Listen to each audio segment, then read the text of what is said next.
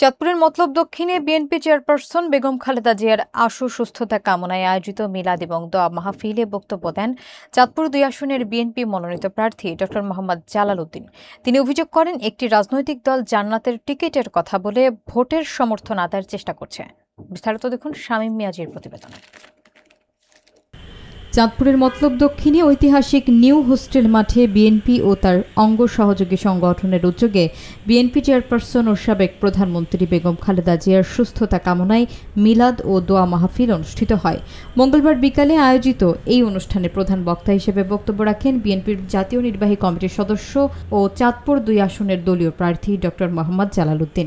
তিনি অভিযোগ করেন, দেশের একটি রাজনৈতিক দল ধর্মীয় অনুভূতিকে কাজে লাগিয়ে জান্নাতের টিকিট বিক্রির মতো শব্দ ব্যবহার করে ভোটারদের প্রভাবিত করার চেষ্টা করছে।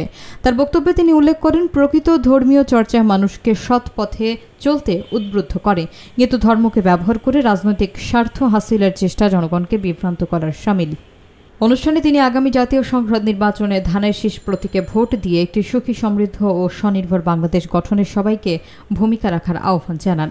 মিলাদ ও দোয়া মাহফিলে সভাপতিত্ব করেন মতলব দক্ষিণ উপজেলা বিএনপির সভাপতি এনামুল হক বাদুল। এছাড়া কেন্দ্রীয় স্বেচ্ছাসেবক দলের সাবেক সহসভাপতি আজহারুল মুকুল, পৌর বিএনপির সভাপতি শোয়েব আহমেদ সরকার সহ বিভিন্ন পর্যায়ের নেতাকর্মীরা উপস্থিত ছিলেন। বিএনপির কোনো বিকল্প নাই, বিএনপির কোনো বিকল্প নাই, এমন কোন দল নাই যে দল এই দেশটাকে উদ্ধার করতে পারে, এই দেশটাকে সঠিক পথে উন্নয়নের পথে নিতে পারে, একমাত্র বিএনপি। কারণ বিএনপির গত তিনবারের রাষ্ট্র পরিচালনার অভিজ্ঞতা আছে।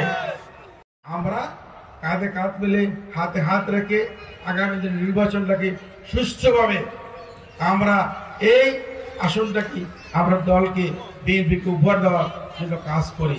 এই আহ্বান আমি শুধু তার সাথে একটা কথা যোগ করতে চাই। আমাদের দল বিএনপি, আমরা ধর্মকে নিয়ে রাজনীতি করি না, আমরা ধর্মকে লালন করি, পালন করি, কিন্তু ধর্ম নিয়ে রাজনীতি আমরা করি না। যারা ব্যস্তের টিকিট বিক্রি করতেছেন, এরা যে কত বড় ভুল করতেছেন।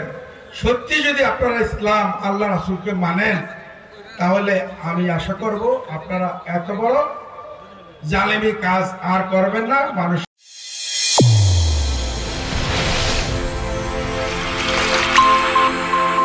চ্যানেল A1 হৃদয়ের স্পন্দন।